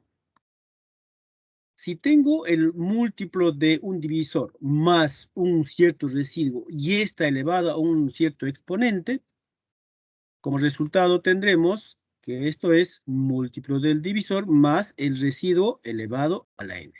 Es decir, el exponente solamente afecta al divisor. Esta propiedad se puede verificar fácilmente. Lo voy a hacer solamente para 2 y luego de forma inductiva se puede hacer para otros exponentes. Múltiplo de un divisor más un cierto residuo elevado al cuadrado será así, ¿no? Haciendo que n sea 2. Ya, entonces diríamos así. Sabemos que esto es el primero al cuadrado más el doble del primero por el segundo más el segundo elevado al cuadrado. Sabemos que por potencia de un múltiplo de d elevado a cualquier potencia, en este caso particular 2, seguirá siendo múltiplo de d. Más múltiplo de d multiplicado por 2 seguirá siendo múltiplo de d. Múltiplo de d multiplicado por r seguirá siendo múltiplo de d. Ahí está. Más r al cuadrado. Múltiplo de d más múltiplo de d sigue siendo múltiplo de d por los principios aditivos. Más r al cuadrado. Entonces, vemos que el exponente 2 solamente afecta al residuo. ¿Ya? Ahora usted lo puede hacer para 3, para 4 y inductivamente usted va a llegar a probar la divisibilidad aplicada al binomio de Newton. A ver, voy a borrar esta de aquí. Ahora tenemos espacio. A ver, continuamos. Esto es considerando para n cualquier número entero positivo. Ahora, ¿qué pasa si tengo múltiplo del divisor menos, ahora que es R, o en este caso diremos residuo por exceso? En el primero, residuo por defecto, ahora residuo por exceso. ¿Ya? Entonces, aquí va a funcionar algo similar, con la única diferencia que aquí tenemos que tener cuidado. Va a depender muchísimo de la paridad de n. Entonces, si n es par, diremos que n minúscula, ¿verdad? N minúscula es par, diremos entonces que el número será múltiplo de d más r a la n. Es decir, igual que en el caso anterior, ¿no? Más, del signo menos pasa a más y el exponente afecta solamente al residuo. Eso es siempre en cuando n es par. Ahora, si n fuera impar, si n es impar, diremos el número n será múltiplo de d menos, aquí sí debemos considerar el signo menos, el residuo elevado a la n. Eso es cuando tenemos entonces n impar. Otra propiedad. De los residuos por exceso y por defecto. Esto ya lo habíamos anticipado. El múltiplo de un divisor más el residuo por defecto será igual al múltiplo del divisor menos el residuo por exceso. Esto es siempre en cuando la suma del residuo por defecto y exceso me dan el divisor. Otra propiedad. Múltiplo de varios módulos. Consideremos que n sea múltiplo de A más un cierto residuo. También múltiplo de B más un cierto residuo. Entonces diremos n será el múltiplo del mínimo como un múltiplo de A y B más el residuo común. Aquí estamos considerando residuo común. Esta propiedad es importante porque continuamente vamos a usar en la resolución de algunos ejercicios. Ya, si funciona para la suma, para la diferencia también. Otra propiedad, múltiplo de la base. Si tengo un número en base n, puede ser de cualquier cantidad de cifras, entonces este número n se puede escribir como múltiplo de la base más la cifra de menor orden. Es decir, n se puede escribir como múltiplo de la base más la cifra de menor orden. Ahora, si quiero considerar las dos últimas cifras, diremos así. Esta será igual, n será igual a la base al cuadrado, todo múltiplo más las dos últimas cifras, pero en su respectiva base. Si quiero considerar las tres últimas cifras, es decir, z, y, x, diríamos así, n será igual n al cubo, ¿ya? Múltiplo de la base al cubo más y, z, x, las tres últimas cifras, pero en su respectiva base. Y así podemos ir jugando. Un ejemplo numérico, 2, 5, 3 en base 7 se puede escribir como la base 7 más la cifra de menor orden. En otra cantidad de cifras de la misma forma, ¿no? Yo ahora si quiero considerar las dos últimas cifras, 5, 3, diríamos así. Múltiplo de la base al cuadrado. Como la base es 7 al cuadrado, 49. Entonces múltiplo de 49 más las dos últimas cifras en la base 7. Y este principio les voy a pedir que también tomen bastante en cuenta. Hay que marcar este principio. El principio dice lo siguiente.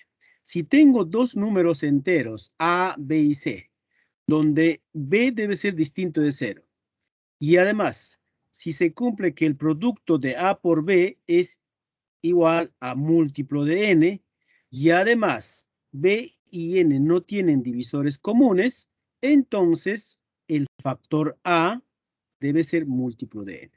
Eso es lo que me dice el principio de la multiplicación, o perdón, el principio de Arquímedes. Ahora, en este principio de Arquímedes, así de forma directa, tal vez no se pueda observar. Consideremos así, ahora, si el producto de dos números es un múltiplo de n y a su vez A especie con n, o dicho de otra manera, no tienen divisores comunes, entonces el factor B va a ser múltiplo de n. Con numeritos. Si por este tipo de operaciones nos vamos a topar en algún momento en la resolución de ejercicios. 3 por n igual a múltiplo de 7. Como aquí tengo dos factores, tengo 3 y tengo n, y observo que el factor 3 no tiene divisor común con 7, entonces de inmediato digo cumple las dos condiciones. Así entonces el otro factor n tendrá que ser necesariamente múltiplo de 7. De esta manera nos sirve el principio de Arquímedes. Pues 3 y 7 no tienen divisores comunes. Ahora sí tengo de esta manera, fíjense. Antes de pasar al ejemplo numérico siguiente, aquí es como si el 3 pasara a dividir, ¿no? Es como si tuviera aquí una ecuación, ¿no? 3n igual a múltiplo de 7, entonces 3 pasa a dividir. Como 3 y n, como 3 divide a múltiplo de 7, 7 y 3 no tienen divisores comunes, entonces el n debe ser múltiplo de 7. Esa misma vamos a hacer aquí. Fíjense, 5p igual a múltiplo de 11 más 10. Entonces, 5 es como si va a pasar a dividir a los sumandos. Entonces va a quedar así. P será múltiplo de 11 entre 5 más 10 entre 5. Como 11 y 5 no tienen divisores comunes, entonces aquí en el primer sumando solamente va a quedar múltiplo de 11. Y 10 entre 5 es 2. ¿Ya? Entonces, para este tipo de operaciones nos sirve bastante el principio de Arquímedes. Bien. Sigamos. Veamos ahora los restos potenciales. Se llama así a los residuos que se obtienen al dividir las potencias de exponentes 0, 1, 2, 3, así hasta n, de un entero respecto a un módulo determinado. A ver, veamos cómo es esto. Por ejemplo, hallar los restos potenciales de 10 respecto al módulo n. ¿Qué significa respecto al módulo n? Que vamos a dividir las potencias de 10 entre 7. Es decir, haremos nuestro esquema, ¿no? El dividendo será 10 a la n, potencias de 10. El divisor será 7. Y luego, haciendo operaciones, hallaremos el cociente. Podemos ir cociente por defecto y el residuo por defecto. Eso es lo que debemos hacer. ¿Ya? Entonces, los restos potenciales nos dicen son los residuos que se obtienen al dividir las potencias de exponentes, ¿no? En este caso particular estamos haciendo para potencias de 10. Puede ser potencias de cualquier otro número. Veamos entonces algo concreto. Veamos el primero. 10 a la 0, porque dice los exponentes pueden ser 0 así hasta n, ¿no? Entonces 10 a la 0. 10 a la 0 se puede escribir como múltiplo de 7 más 1. Aquí hay que hacer notar lo siguiente. Yo sé que 10 a la 0, esto es 1. Esto es 1. ¿De acuerdo? Pero este 1 puede escribir así también, mira. Puede escribir como 0 más 1. ¿Por qué escribo así? Porque en lugar de 0 voy a escribir en múltiplo de 7, porque quiero averiguar todos los restos potenciales de 10 con respecto al módulo 7, ¿de acuerdo?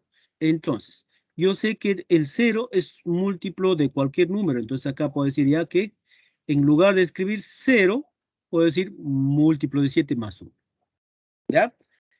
Eso es con respecto a la primera potencia, en este caso que es 10 a la 0. Ahora hagamos lo mismo con el siguiente, ¿no?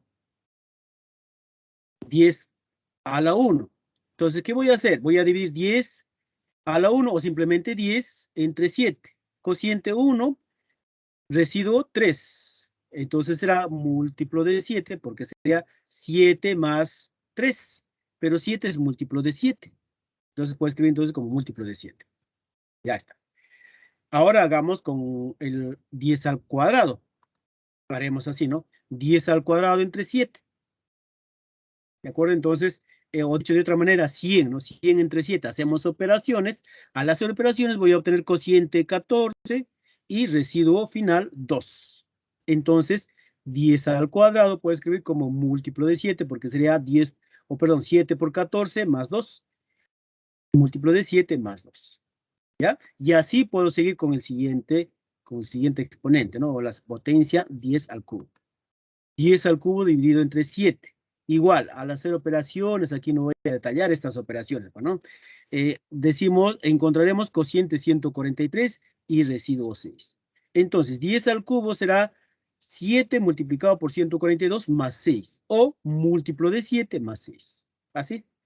10 al cubo será múltiplo de 7 más 6. Y así podemos seguir con todas las potencias, ¿ya? 10 a la cuarta de la misma manera, 10 a la quinta de igual forma.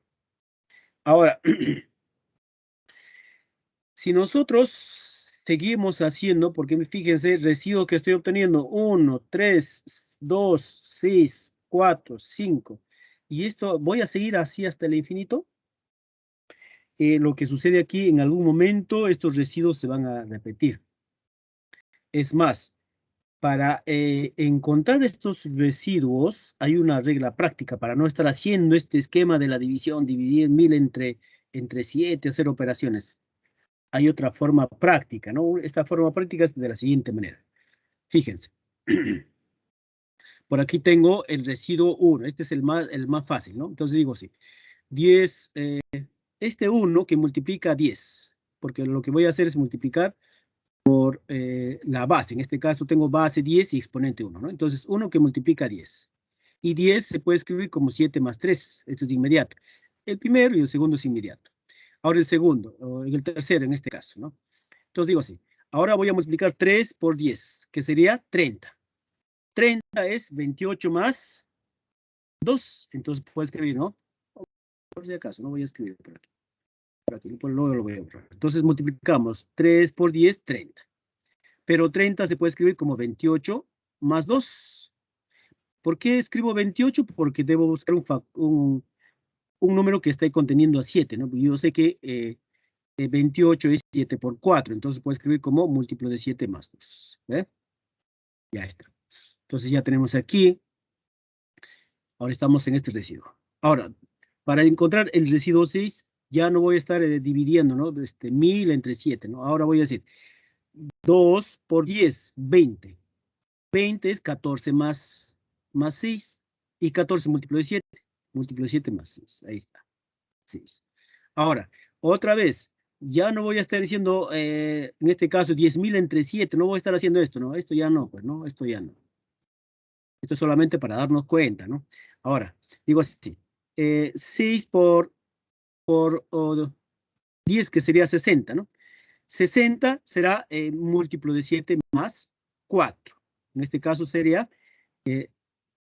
56, ¿verdad? 56 es múltiplo de 7. 56 más 4. Ya está. Acá tengo el residuo 4. Igual aquí, ¿no? El siguiente sería 4 por 10, 40. 40 se puede escribir como múltiplo de 7 más 5, porque sería 35 más 5, ¿no es cierto? Y 35 es múltiplo de 7, y ahí está el residuo. Ahora, yo quiero hallar el siguiente residuo. Yo quiero hallar el 10 a la sexta. ¿Cómo hago? Igual, ¿no? Hago así. Es 5 por 10, 50. Y 50 es 49 más 1. Y 49 es múltiplo de 7. Múltiplo de 7 más 1. Y ya está. Y así puedes hacer de forma práctica. ¿Ya? Listos. He querido hacer notar esta observación como para no estar ya dividiendo, ¿no? Ahora voy a pasar a limpio lo que acabo de escribir aquí. Pasamos a limpio. Y quedará así, ¿no? Va a quedar así. 10 a la sexta, múltiplo de 7 más 1. Ya está. Ahora, pero fíjense, en el primero teníamos como residuo 1. Ahora en el último residuo también 1. ¿Qué pasa si hallo 10 a la 7? Si 10 a la 7, si hago la división, voy a encontrar, con toda seguridad, voy a encontrar residuo 3. Con toda seguridad. Y esta se va a empezar a repetir. ¿Ya? Entonces, estos números, a partir de donde se empieza a repetir, notamos que hay residuos que se van a repetir. En este caso, 1, 3, 2, 6, 4 y así sucesivamente. Se van a ir repitiendo así de forma periódica. Entonces, aquí puedo notar que hay un grupo de residuos que se va a empezar a repetir. Para que se note, voy a borrar las anotaciones. ¿Ya? Entonces, observo que esta se va a empezar a repetir. Entonces, observo cuántos números o cuántos residuos. Observo 6 residuos. Por lo tanto, voy a decir G igual a 6. De inmediato usted dirá, ¿y qué cosa es G, no? A G vamos a llamar el gaussiano, el tan conocido como gaussiano. Entonces, ¿qué cosa es el gaussiano? El gaussiano es la cantidad de residuos diferentes que se obtienen al dividir las potencias consecutivas de un número. Ahí están las potencias consecutivas de 10 en este caso particular. Potencias consecutivas de un número mayor que la unidad con respecto a cierto módulo. ¿Quién es nuestro módulo? El módulo en este caso es 7. Así entonces decimos, este número tiene como gaussiano 6. Ahora, este gaussiano 6 tiene mucho que ver, muchísimo que ver por lo siguiente. Fíjense. Ahora, mira, múltiplo de 7 más 6 también puede escribir como múltiplo de 7 menos 1. 6 sería el residuo por defecto y 1 sería el residuo por exceso. ¿De acuerdo? Lo mismo puedo hacer con el residuo 4. 4 residuo por exceso y 3 será el residuo por defecto. Y lo mismo voy a hacer con 5, ¿ya? Residuo por defecto 5, el residuo por exceso por aquí 2. De tal manera que fíjense, 1, 3, 2. 1, 3, 2. Aquí vamos a notar algo importante. Esta es una previa prácticamente para lo que vamos a ver después. Recuerde, 1, 3, 2. 1, 3, 2. Módulo 7. Ya está. Entonces, ahora, en lugar de escribir aquí 10 a la 0, puedo cambiar por el gaussiano o múltiplo del gaussiano. Y sería así, mira. Sería así. 10 en lugar de 0, escribo el múltiplo de 6, porque yo sé que 0 es múltiplo de 6. Entonces, 10 elevado a su gaussiano. El siguiente sería 10 elevado al gaussiano más 1, ¿no? Porque aquí es 1, entonces sería 6 más 1.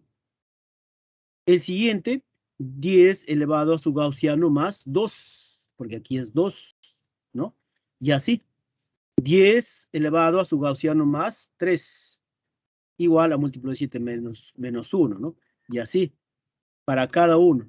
Entonces, estos exponentes, cuando ya nosotros encontramos que cierta cantidad de residuos se van a repetir, encontramos el gaussiano, y ese gaussiano podemos escribir como los exponentes de estas potencias, ¿ya? Y estas van a jugar un papel importantísimo, por ejemplo, cuando vemos el siguiente ejemplo, o ejercicio de aplicación. Pero antes de pasar a ello, hay que remarcar esto de aquí, ¿no? Lo que le estaba diciendo. 1, 3, 2, 1, 3, 2. Los 3 primeros positivos, los 3 siguientes negativos. Ojo, hay que marcar a eso, ¿ya? Eso lo vamos a ver en la siguiente diapositiva. Aplicación. Dice, determina el residuo de dividir 10 a la 2021 por 7. Fíjense, vamos a dividir ese número tan grande por 7. ¿Vamos a hacer esta operación, este esquema que hemos aprendido en la primaria? Ya no. Tenemos que usar lo que hemos aprendido. Entonces, ¿qué vamos a buscar? Vamos a buscar las potencias de 10. Yo sé que el exponente es 2021 y 2021 se puede escribir como múltiplo de 6 más 5. ¿Ya? ¿Por qué escribo múltiplo de 6 más 5? Porque aquí ya tengo ya pues las potencias de 10, ¿no? Ya no necesito hacerle aquí ya las tengo. Entonces, digo así. 10 de exponente 2021 se puede escribir entonces como 10 múltiplo de 6 o múltiplo de su gaussiano más 5. Ahora, múltiplo de 10 elevado a su múltiplo de gaussiano más 5, lo tengo por aquí. Está por aquí, mira. Esto es equivalente a decir múltiplo de 7 más 2.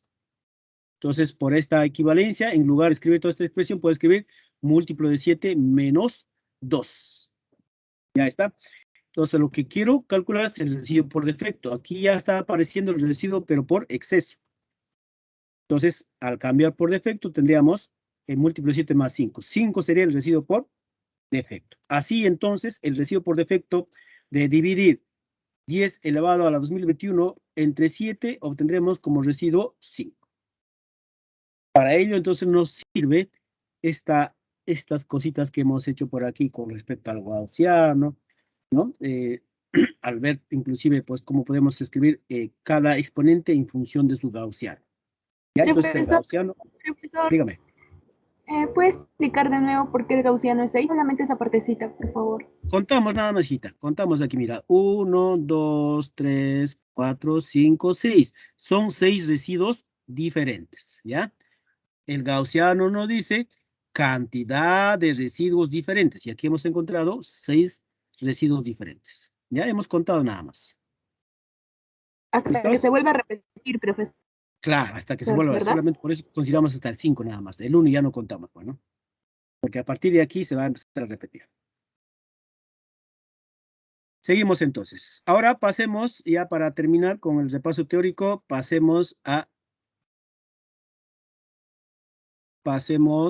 a los criterios de divisibilidad. Consideremos un número, digamos, de 6 cifras en base 10. Pregunta, primero veamos cuándo un número es divisible por 2. Un número será divisible por 2 o múltiplo de 2. Ojo, ya estoy usando los dos términos en base a lo que hemos concluido, a la equivalencia. un número será divisible por 2 o múltiplo de 2 si y solamente si la cifra del menor orden es 0 o es múltiplo de 2. ¿De acuerdo? Eso hay que tenerlo bien en cuenta. Entonces, un número será divisible por 2 si y solamente si la última cifra es 0 o es, inclusive podemos decir par, ¿no? O múltiplo de 2. Criterio de divisibilidad por 2. Ahora, criterio de divisibilidad por 3.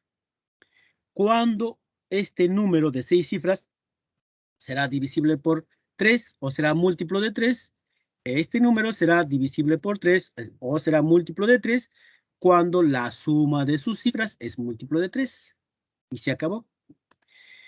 Cuando un número será múltiplo de 4 o cuando este número de 6 cifras será múltiplo de 4.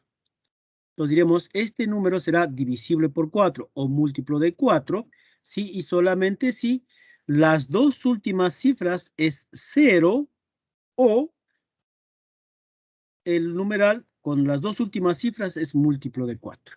¿Ya? Ese va a ser el criterio de divisibilidad por 4. Ahora por 5. Cuando este número de 6 cifras es múltiplo de 5.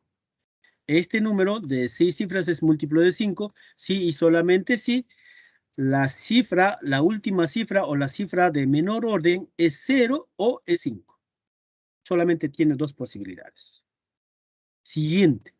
Cuando un número será múltiplo de 6.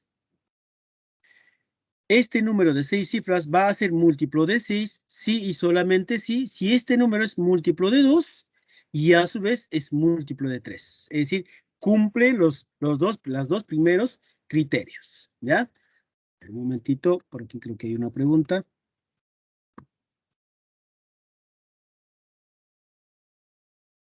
Ah, no. Creí que había una pregunta. Listos. Ahora pasemos al siguiente. Cuando este número de 6 cifras será múltiplo de 7. Y aquí está lo que hace un momentito en la diapositiva anterior les estaba diciendo, marquen este de aquí, marquen, ¿no? Estos numeritos 1, 3, 2, 1, 3, 2, ¿no? Entonces, según los restos potenciales, vamos a decir que un número será múltiplo de 7, usando justamente los restos potenciales de 10 módulo 7. Recuerden que hemos obtenido este número, 1, 3, 2, 1, 3, 2. Los tres primeros positivos y los tres siguientes negativos. Entonces, para saber si un número es múltiplo de 7 o divisible por 7, ¿qué debemos hacer? A cada una de estas cifras vamos a multiplicar por estos restos potenciales. ¿Ya? Así. Entonces, vamos a multiplicar. Sería así, 1 por z más 3 por z, 2 por x y así. Cada una de las cifras multiplicamos por los restos potenciales, escrito en ese orden, ¿eh? 1, 3, 2, los tres primeros positivos, menos 1, menos 3, menos 2.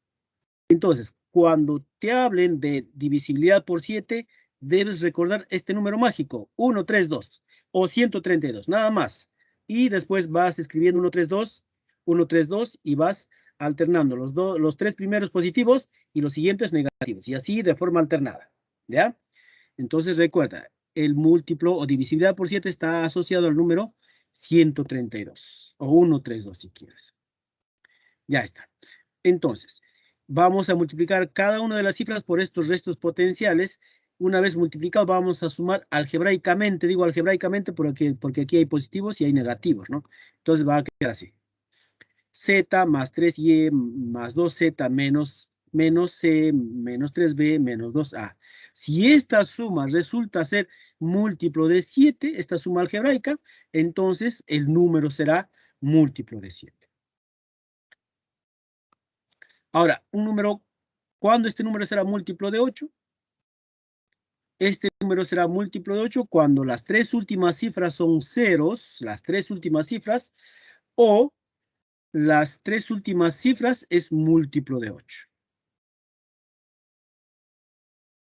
Múltiplo de 9. ¿Cuándo un número es múltiplo de 9? Este número va a ser múltiplo de 9 cuando la suma de sus cifras también seguirá siendo múltiplo de 9. ¿Ya? Múltiplo de 10, un número será múltiplo de 10 cuando este número es múltiplo de 2 y a su vez múltiplo de 5. Múltiplo de sus factores primos.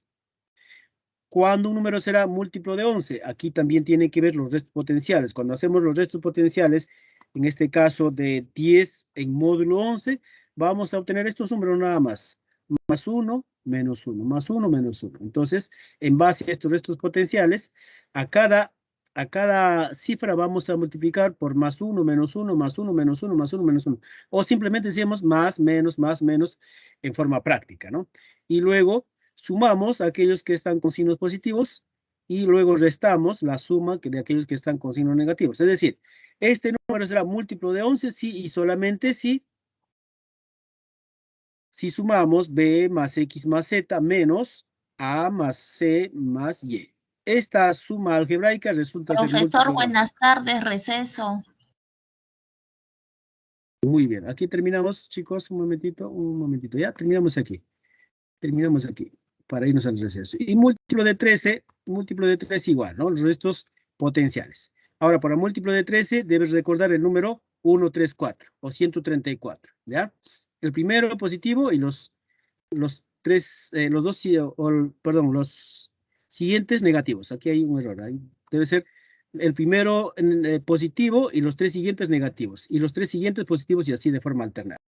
Hacemos la suma algebraica. Si esta suma algebraica es múltiplo de 13, todo el número será múltiplo de 13. Ya para terminar, un número será múltiplo de 33 cuando se suma por bloques 2 a 2, empezando de derecha a izquierda.